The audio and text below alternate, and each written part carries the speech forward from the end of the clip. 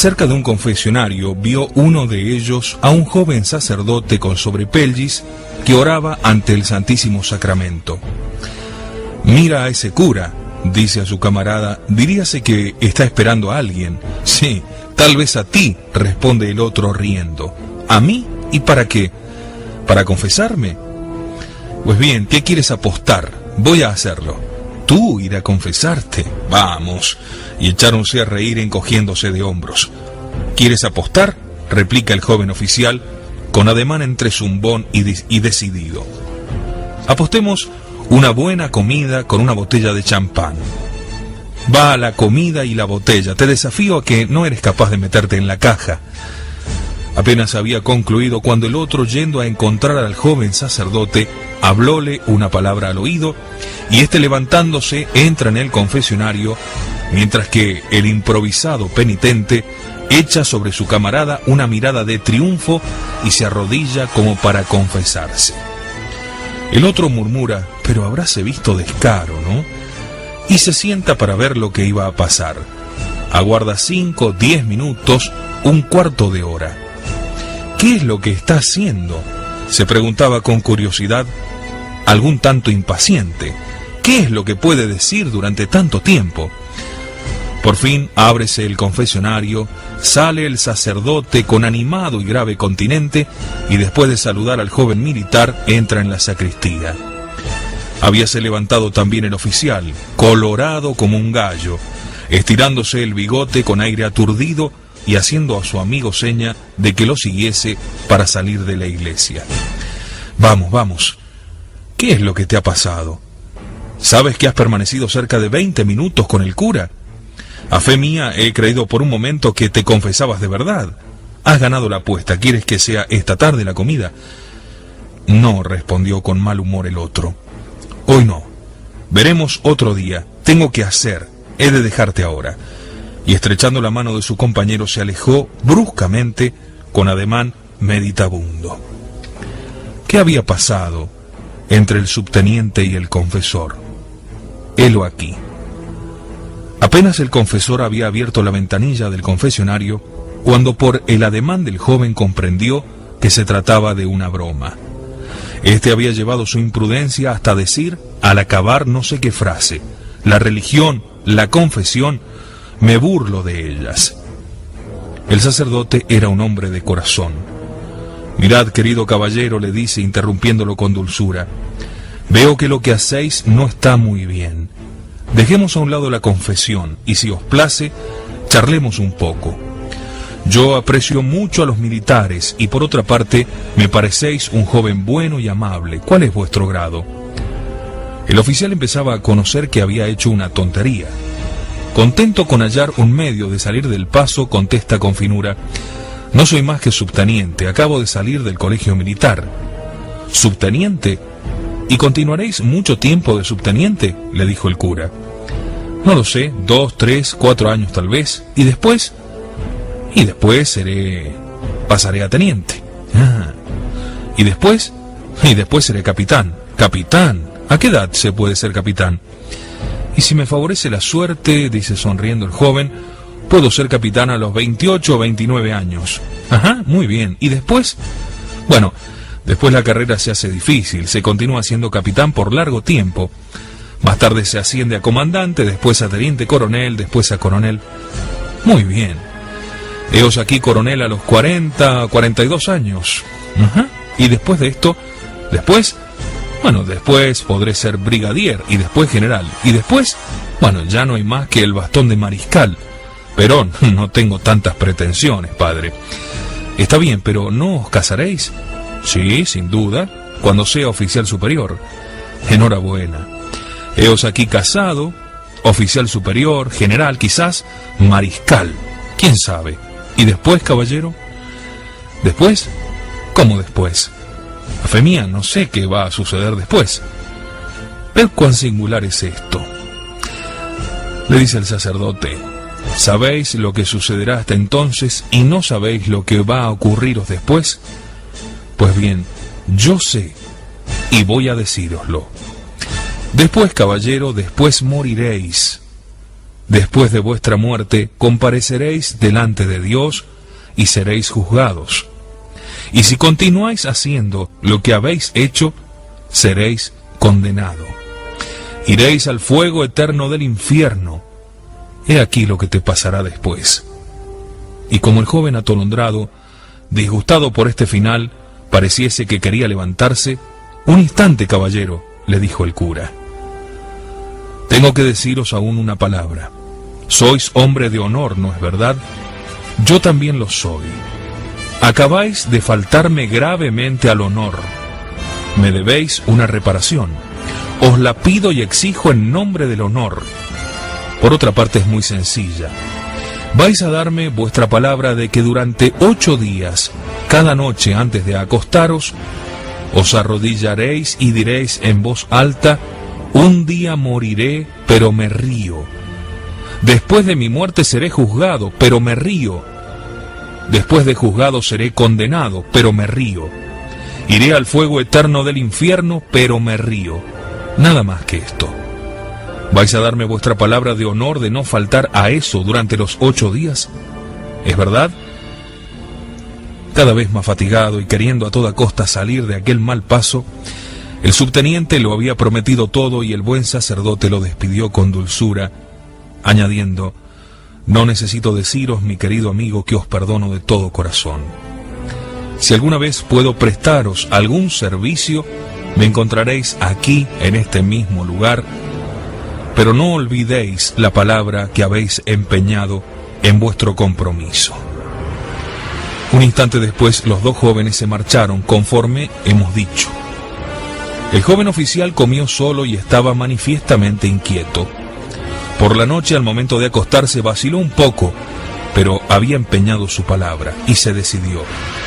Moriré, seré juzgado, iré quizás al infierno, pero no tuvo valor para añadir: me río.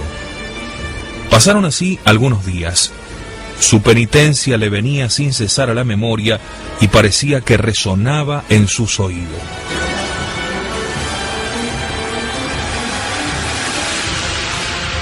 Era en el fondo, como la mayor parte de los jóvenes, más atolondrado que malo.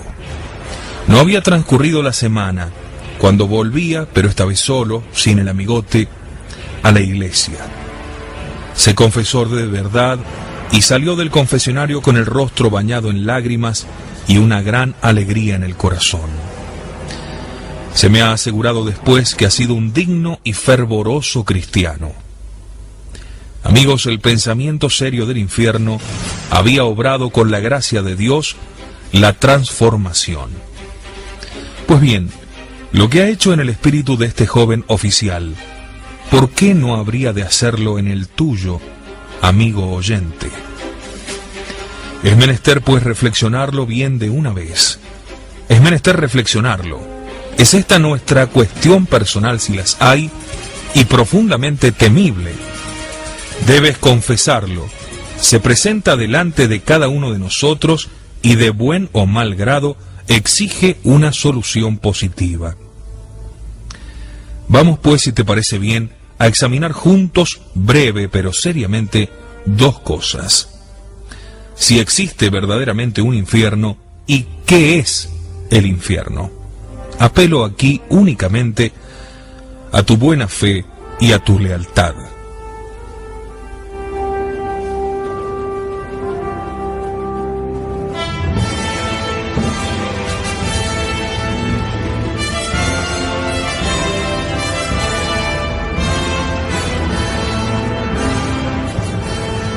Lo que los pueblos han creído siempre y en todos los tiempos constituye lo que se llama una verdad de sentido común, y si os parece mejor, de sentimiento común universal. Quien quiera que rehusase admitir una de estas grandes verdades universales no tendría, como muy justamente se dice, sentido común. Es menester en efecto ser loco para imaginarse que puede alguien tener razón contra todo el mundo.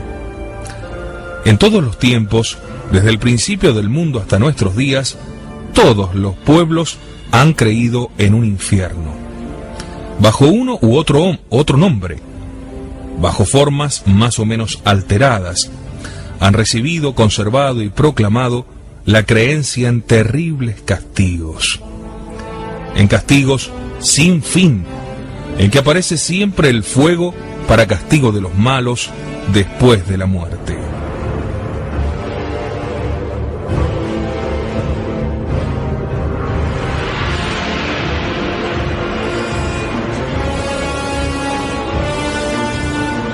Es este un hecho cierto de nuestra historia.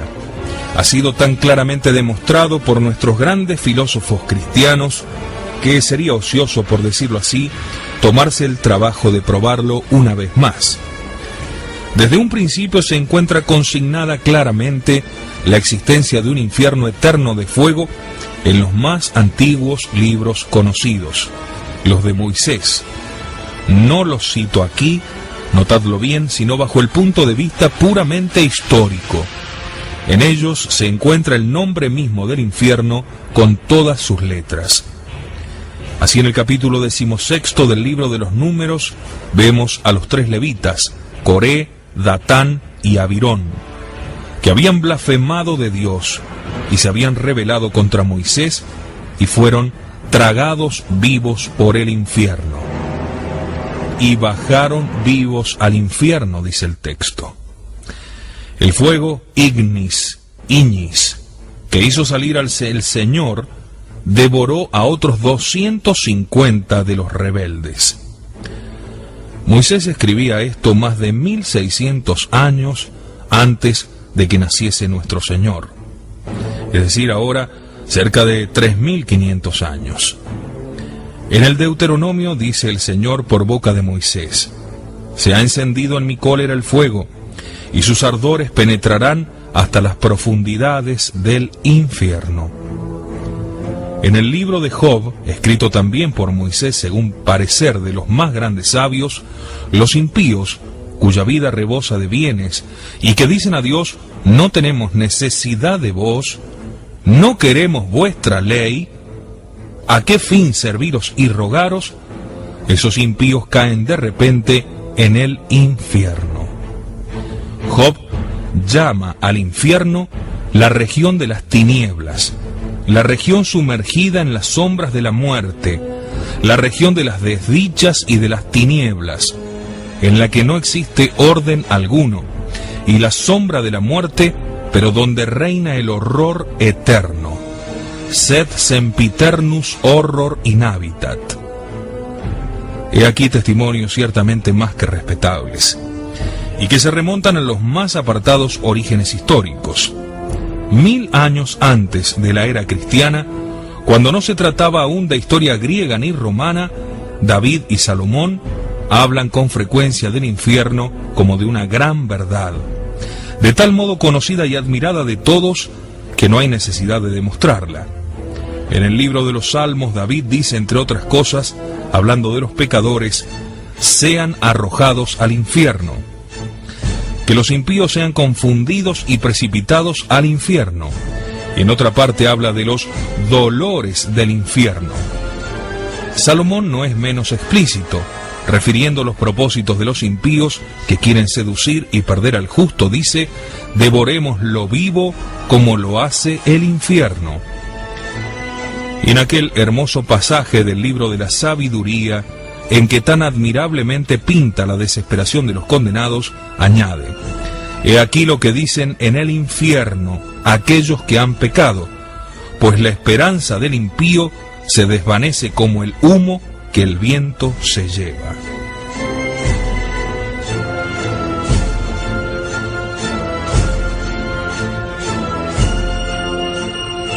En otro de sus libros, llamado El Eclesiástico, Salomón dice también: la multitud de los pecadores es como un manojo de estopas, y su último fin es la llama de fuego.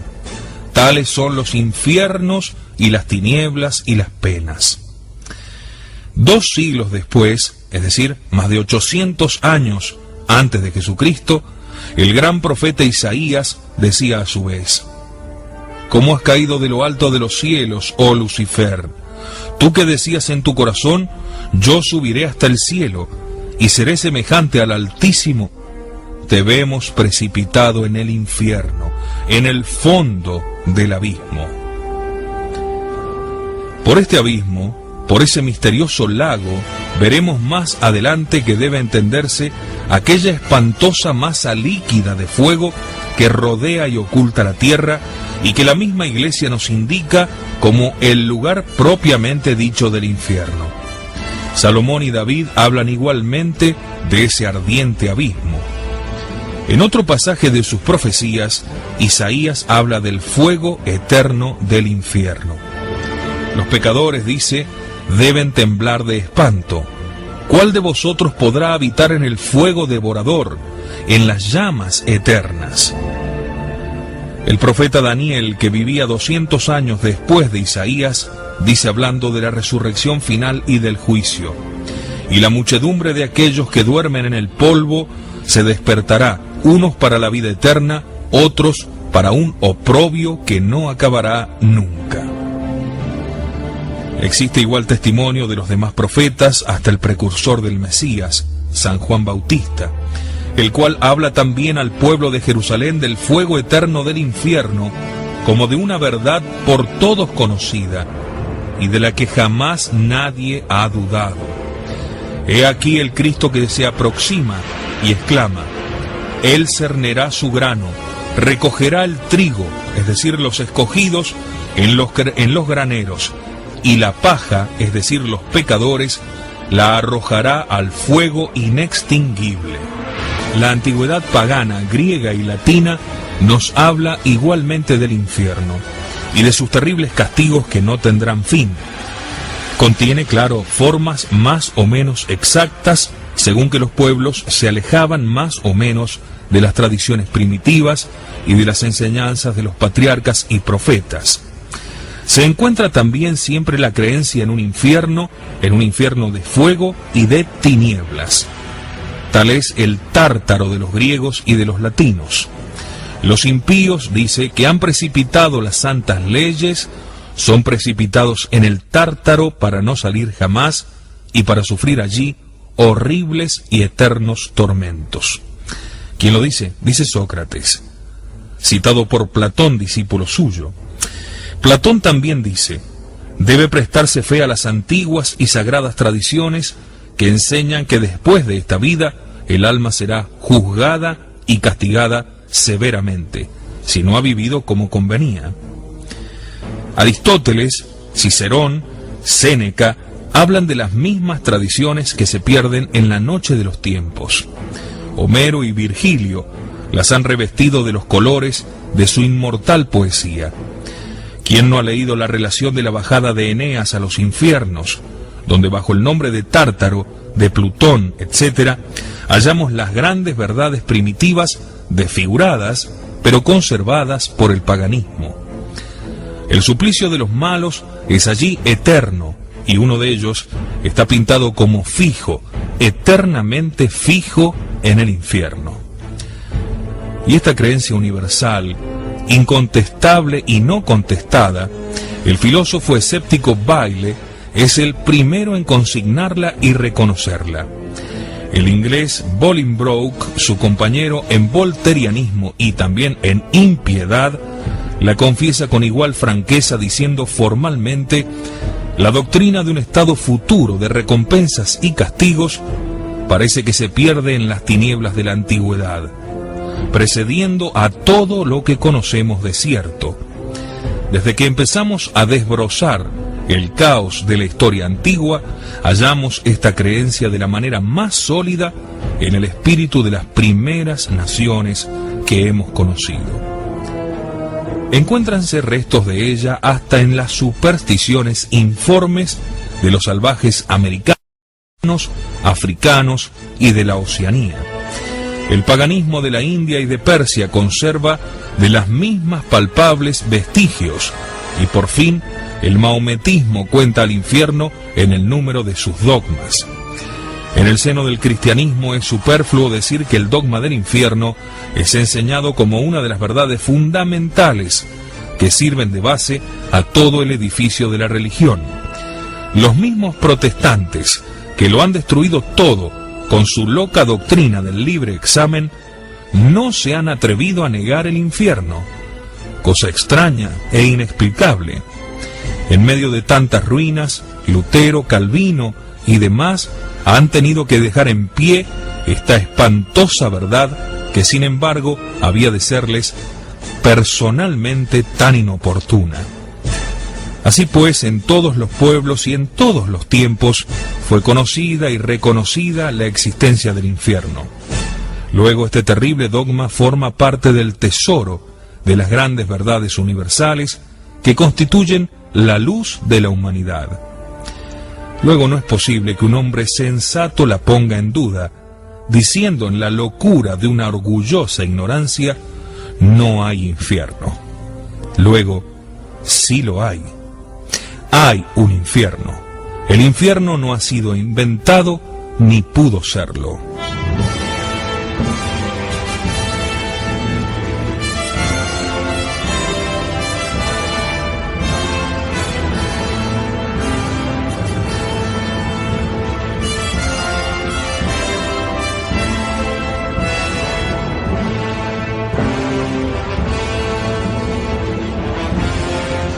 Acabamos de ver que en todos los tiempos, todos los pueblos han creído en el infierno, lo cual por sí solo prueba que ya no es una invención humana. Supongamos por un instante que el mundo vive tranquilo en medio de los placeres y abandonado sin temor a todas las pasiones. Un día un hombre, un filósofo, viene a decirle: hay un infierno, un lugar de tormentos eternos en el que Dios os castigará si continuáis obrando mal, un infierno de fuego en donde arderéis perpetuamente si no cambiáis de vida. ¿Podéis figuraros el efecto que semejante anuncio habría producido? Desde luego nadie le hubiera creído. ¿Qué venís a predicarnos?, habríase dicho a ese inventor del infierno. ¿Por dónde habéis sabido esto? ¿Qué pruebas nos dais? No sois más que un soñador, un profeta de desgracias. Lo repito, no se le habría dado crédito alguno. No se le habría creído porque en el hombre corrompido todo se revela instintivamente contra la idea del infierno. Del mismo modo que todo criminal rechaza tanto como puede la idea de un castigo, así también y 1000 veces más, el hombre culpable rechaza la perspectiva de aquel fuego vengador, eterno, que ha de castigar tan inexorablemente todas sus faltas, aún las más secretas. Y sobre todo en una sociedad, como por un momento la suponemos, en que nadie hubiese oído hablar nunca del infierno, la rebelión de los preocupados habría venido a unirse a la de las pasiones. No solo no se habría querido dar crédito al malhadado inventor, sino que habría sido víctima de la cólera, lo habrían apedreado y nadie hubiera pensado en resucitar esta terrible idea. Si por un imposible se hubiera dado crédito a aquella extraña invención, si por una imposibilidad aún más evidente todos los pueblos hubiesen creído por la sola palabra del susodicho filósofo, ¿qué hubiera sucedido? ¿No se hubieran consignado en la historia el nombre del inventor, el siglo y el país en el que éste hubiera nacido? Pero nada hay de esto. ¿Ha sido indicado jamás alguno como introductor en el mundo de esta espantosa doctrina, tan enojosa a las más arraigadas pasiones del espíritu humano, del corazón, de los sentidos? No, amigos, nunca nadie se arrogó haber inventado el infierno, porque el infierno no ha sido inventado por el hombre. No lo ha sido, no ha podido serlo. La eternidad de las penas del infierno es un dogma que la razón no puede comprender. Puede comprender el hombre. ¿Cómo queréis que está por encima de la razón y lo que no puede comprender el hombre, cómo queréis que haya podido ser inventado? Precisamente porque el infierno eterno, no puede ser comprendido por la razón, ésta se revela contra él mientras no esté ilustrada y realzada por las luces sobrenaturales de la fe. El dogma del infierno es lo que se llama una verdad innata, es decir, una de aquellas luces de origen divino que brillan en nosotros a pesar nuestro, que está en el fondo de nuestra conciencia, incrustada en las profundidades de nuestra alma, como un diamante negro que brilla con sombrío esplendor. Nadie puede arrancárnosla, porque nos ha sido clavada allí por el mismo Dios. Puede encubrirse el diamante y sus siniestros reflejos. Puede dejar de mirarse. Puédese olvidarlo por algún tiempo. Se puede negarlo con palabras, pero creemos en él a pesar nuestro, y la conciencia no cesa de proclamarlo. Los impíos que se burlan del infierno le tienen en el fondo un terrible miedo. Miéntense a sí mismos y mienten a los demás, aquellos que dicen estar convencidos de que no hay infierno. Es un deseo impío del corazón, más bien que una convicción racional del entendimiento. En los últimos siglos, uno de esos insolentes escribía a Voltaire que había descubierto la prueba metafísica de que no existía el infierno. El viejo patriarca de los incrédulos entonces le respondió: «Sois muy dichoso. Yo estoy lejos de haber llegado a este punto que me tranquilizaría». No, el hombre no ha inventado el infierno. No lo ha inventado ni lo habría podido inventar. El dogma del infierno eterno se remonta hasta el mismísimo Dios. Forma parte de la gran revelación primitiva que es la base de la religión y de la vida moral del género humano. En primer lugar, debemos decir que el infierno es para castigar a los réprobos, no para dejarles volver al mundo. A los que allá van, allá se quedan. Porque siempre aparece la pregunta: si hay verdaderamente un infierno, ¿cómo es que nadie ha vuelto de él? Decís que de allá no vuelven. Esto es verdad en el orden habitual de la providencia. Pero ¿es cierto que no haya vuelto nadie del infierno? ¿Estáis seguro de que Dios, por un acto de misericordia y de justicia, no haya permitido a un condenado aparecerse en el mundo? En la Sagrada Escritura y en la historia se leen pruebas de lo contrario. Y por supersticiosa que sea la creencia casi general en lo que se llama los aparecidos, sería inexplicable si no arrancase de un fondo de verdad. Permitidme ahora que os refiera algunos hechos cuya autenticidad parece evidente y que prueban la existencia del infierno por el intachable testimonio de los mismos que están en aquel lugar. En la vida de San Bruno, fundador de los cartujos, se encuentra un hecho estudiado muy a fondo por los doctísimos volandistas y que presenta a la crítica más formal todos los caracteres históricos de la autenticidad. Un hecho acontecido en París en pleno día, en presencia de muchos miles de testigos, cuyos detalles han sido recogidos por sus contemporáneos y que ha dado origen a una gran orden religiosa. Acababa de fallecer un célebre doctor de la Universidad de París, llamado Raymond Diocré, dejando universal admiración entre todos sus alumnos. Corría el año 1082. Uno de los más sabios doctores de aquel tiempo, conocido en toda Europa por su ciencia, su talento y sus virtudes, llamado Bruno, hallábase entonces en París con 4 compañeros, y se hizo un deber asistir a las exequias del ilustre difunto.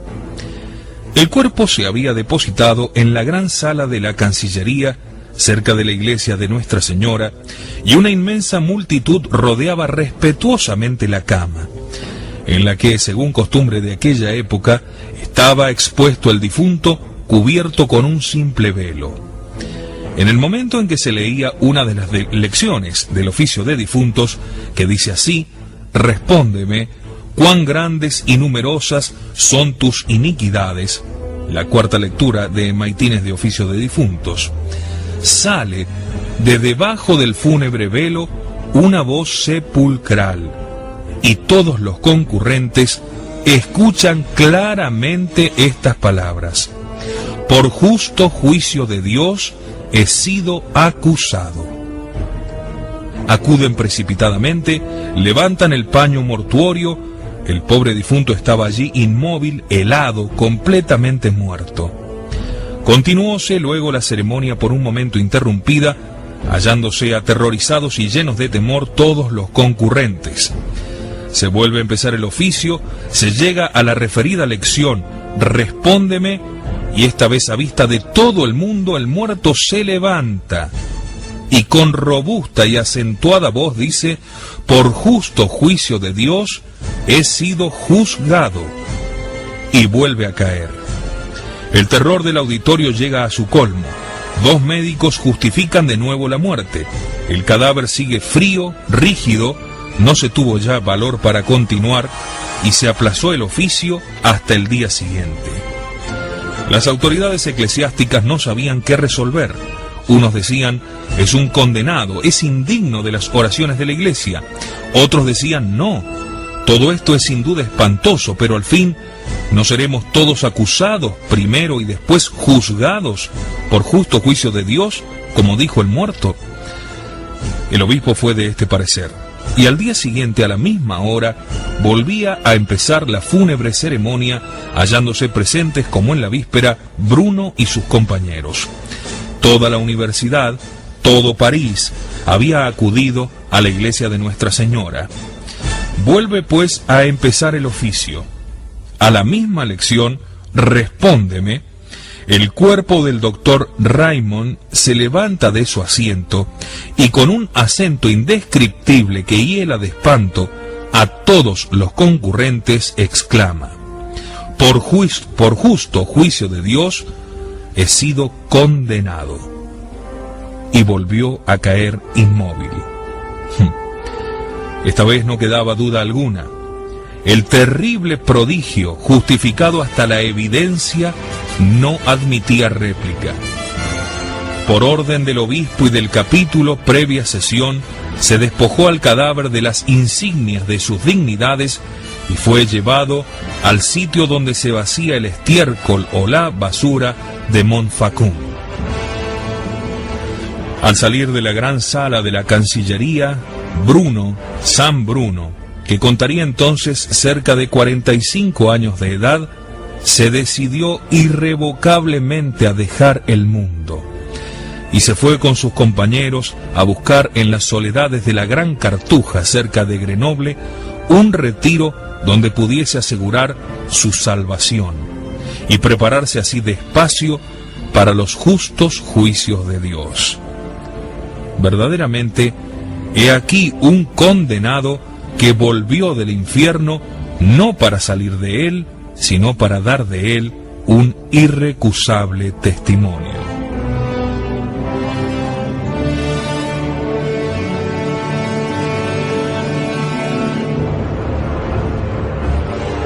Claro está, no es el único caso. El sabio arzobispo de Florencia, San Antonino, refiere en sus escritos un hecho no menos terrible que hacia la mitad del siglo XV había aterrorizado a todo el norte de Italia. La historia nos sitúa con un joven de buena familia que a los 16 o 17 años había tenido la desgracia de callar en la confesión un pecado mortal y de comulgar en este estado.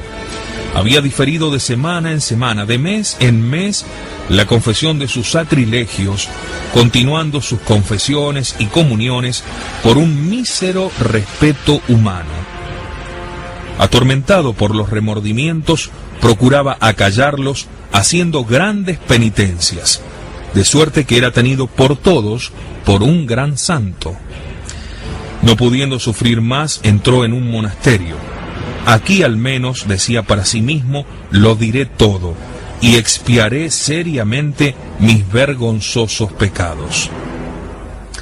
Para su desgracia, fue acogido como un santo por los superiores. que conocían su reputación, y aumentóse aún más con esto su vergüenza.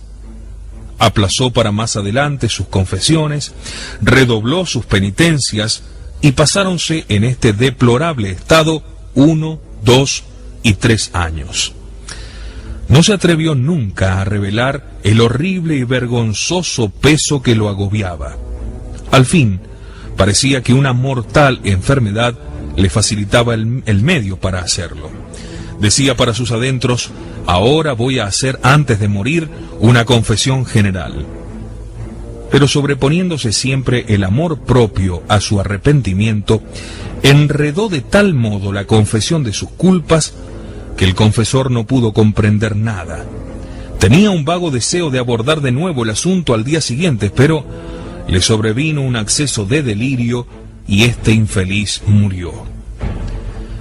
En la comunidad se ignoraba la horrible realidad y se decía: si éste no está en el cielo, ¿quién de nosotros podrá ir? Le conocían sus penitencias tan terribles y austeras, y se hacían tocar con sus manos cruces, rosarios y medallas. El cuerpo fue trasladado con una especie de veneración a la isla del monasterio y quedó expuesto en el coro de la iglesia hasta el día siguiente, en que habían de celebrarse los funerales. Algunos momentos antes de la hora fijada para la ceremonia, uno de los hermanos, enviado para tocar la campana, vio de repente delante de sí y cerca del altar al difunto, rodeado de cadenas que parecían enrojecidas en el fuego y apareciendo en toda su persona algo como incandescente. Espantado, el pobre hermano había caído de rodillas, fijos los ojos en esta terrible aparición. El condenado díjole entonces: no roguéis por mí, pues estoy en el infierno para toda la eternidad.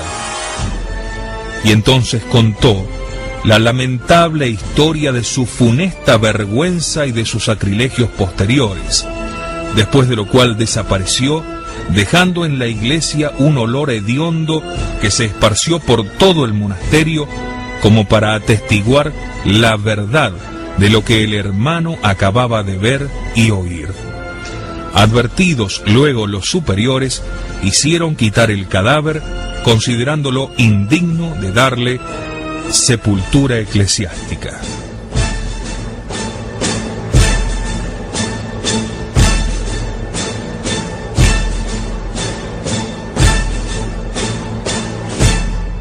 También cuenta la historia que San Francisco de Girolamo, célebre misionero de la Compañía de Jesús a principios del siglo XVIII, había estado encargado de dirigir las misiones en el reino de Nápoles. Un día, en el que predicaba en una plaza de dicha ciudad, algunas mujeres de mala vida, que había reunido una de ellas, llamada Catalina, se esforzaban en interrumpir el sermón de San Francisco de Girolamo con sus cantos y sus ruidosas exclamaciones para obligar al cura a retirarse. Pero este continuó su discurso sin dar a conocer que advirtiese sus insolencias. Algún tiempo después volvió a predicar en la misma plaza, viendo cerrada la puerta de la habitación de Catalina y un profundo silencio. Toda la casa de mala vida, que ordinariamente estaba muy alborotada. El santo dijo: ¿qué es lo que ha sucedido a esa mujer? ¿No lo sabe usted? La desdichada murió ayer, sin poder pronunciar palabra. ¿Cómo?, replica el santo. Catalina ha muerto. Ha fallecido repentinamente. Entremos y veamos. Ábrese la puerta, sube el padre la escalera y entra, seguido de una multitud, en la sala en que estaba tendido en tierra el cadáver encima de un paño con 4 cirios, según la costumbre del país napolitano. Míralo algún tiempo con espanto y después le dice con voz solemne: Catalina, ¿dónde estás ahora? El cadáver permanecía mudo. Entonces el santo repitió: Catalina, dime, ¿dónde estás ahora? Te mando, me digas dónde estás. Entonces con gran pasmo de todo el mundo, abriéronse los ojos del cadáver, sus labios se agitaron convulsivamente y con voz cavernosa y profunda responde: en el infierno, estoy en el infierno. A estas palabras los asistentes huyen atemorizados y baja con ellos el santo repitiendo: en el infierno, oh Dios terrible, en el infierno, ¿lo habéis oído? En el infierno. La impresión de este prodigio fue tan viva que un buen número de los que lo presenciaron no se atrevieron a volver a sus casas sin haberse confesado antes. Tres hechos del mismo género, más auténticos los unos que los otros y ocurridos en este siglo, dice Monseñor de Segur, han llegado a mi conocimiento. El primero ha pasado casi en mi familia. Era en Rusia, en Moscú, poco tiempo antes de la horrorosa campaña de 1812. Mi abuelo materno, el conde de Rostopchine, gobernador militar de Moscú, estaba íntimamente relacionado con el general conde Orlov, célebre por su bravura, pero tan impío como valiente. Un día después de una buena cena, rociada con copiosos brindis, el conde Orlov y uno de sus amigos, el general V, volteriano como él, empezaron a burlarse horriblemente de la religión y sobre todo del infierno. Dice Orlov: ¿y si por acaso hubiese realmente algo detrás de la cortina? Y bien, replica el general V, aquel de nosotros que se irá primero volverá a advertir al otro. ¿Está convenido? Excelente idea, responde el conde. Y ambos, bien que medio achispados, medio borrachines, se dieron formal palabra de honor de no faltar a lo prometido. Algunas semanas después estalló una de aquellas grandes guerras que Napoleón tenía el don de suscitar entonces. El ejército ruso entró en campaña y el general V recibió la orden de partir inmediatamente para tomar un mando importante. 2 o 3 semanas hacía que había dejado Moscú, cuando una mañana muy temprano, estando mi abuelo, dice Monseñor, arreglándose, se abre bruscamente la puerta de su cuarto. Era el conde Orlov en traje de casa, con chinelas, los cabellos erizados, hosca mirada, pálido como un muerto. Ah, Orlov, sois vos, a esta hora y vestido así, ¿qué tenéis? ¿Qué ha sucedido? Querido mío, creo que me vuelvo loco. Acabo de ver al general V. ¿Al general V? ¿Ha vuelto ya? Oh, no, replica Orlov, echándose sobre un canapé y poniendo ambas manos en su cabeza. No, no ha vuelto, y esto es lo que más me atemoriza. Mi abuelo no comprendía nada y procuraba calmarlo.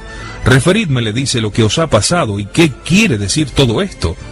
Entonces, esforzándose por dominar su emoción, el conde Orlov profirió lo siguiente: mi querido, algún tiempo atrás, V y yo nos juramos recíprocamente que el primero de los dos que muriese vendría a decir al otro si existe algo detrás de la cortina de la muerte.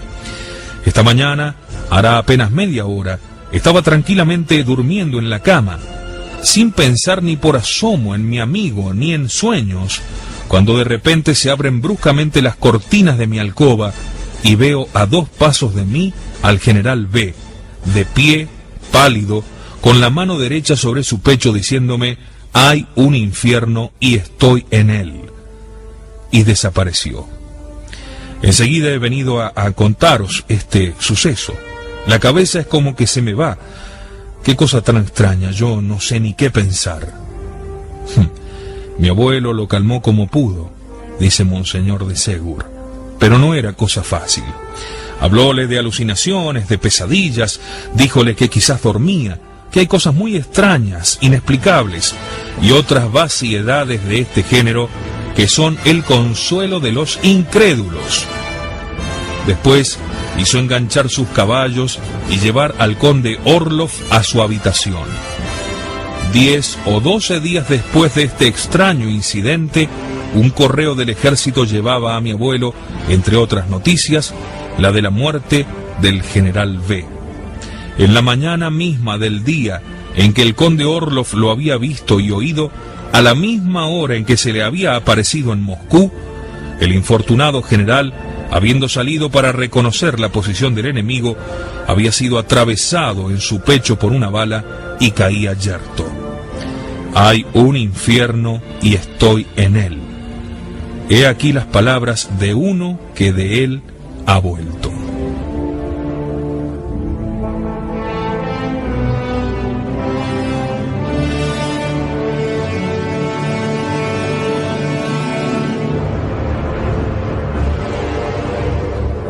Dos casos más con mujeres que nos harán conocer la terrible realidad del infierno mucho más en profundidad. En 1859 refería yo, dice Monseñor de Segur, el hecho anterior a un distinguido sacerdote, del conde Orloff, superior de una importante comunidad, distinguido sacerdote.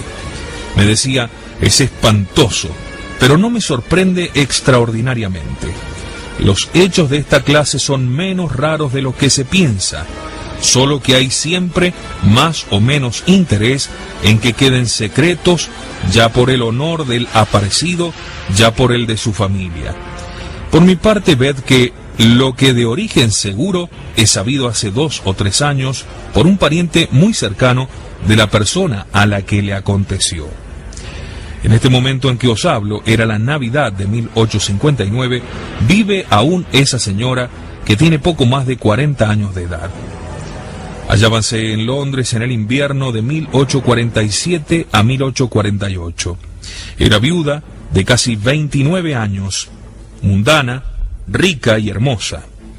Entre los elegantes que frecuentaban sus salones, distinguíase un joven lord, cuyas galanterías la comprometían singularmente y cuya conducta, por otra parte, no era para nada edificante. Una tarde, o más bien una noche, pues era más de medianoche, estaba nuestra viuda leyendo en su cama no sé qué novela, esperando el sueño. Suena a la 1 en su reloj y apaga su bujía. Iba a dormirse cuando con gran asombro notó que una luz pálida que parecía salir de la puerta del salón se esparcía poco a poco por su aposento y aumentaba por instantes. Pasmada, abrió cuanto pudo los ojos, ignorando lo que significaba aquello. Empezaba a asustarse, cuando ve abrirse lentamente la puerta del salón y entrar en su cuarto al joven lord, cómplice de sus desórdenes. Antes de que pudiera decirle una sola palabra, estaba ya cerca de ella, la tomaba del brazo izquierdo y con ronca voz le decía en inglés: «Hay un infierno». El dolor que sintió esta señora en su brazo fue tan grande que se desmayó.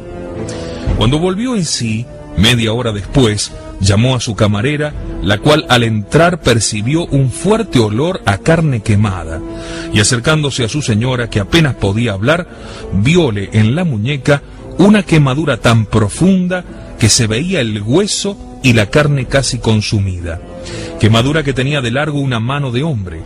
Además advirtió que desde la puerta del salón hasta la cama, y de esta a la referida puerta, la alfombra tenía impresas las pisadas de un hombre que habían quemado la tela de parte a parte. Por orden de la dama, abrió la puerta del salón y había también huellas en las alfombras. Al día siguiente, la desgraciada señora supo horrorizada que aquella misma noche, hacia la 1 de la madrugada,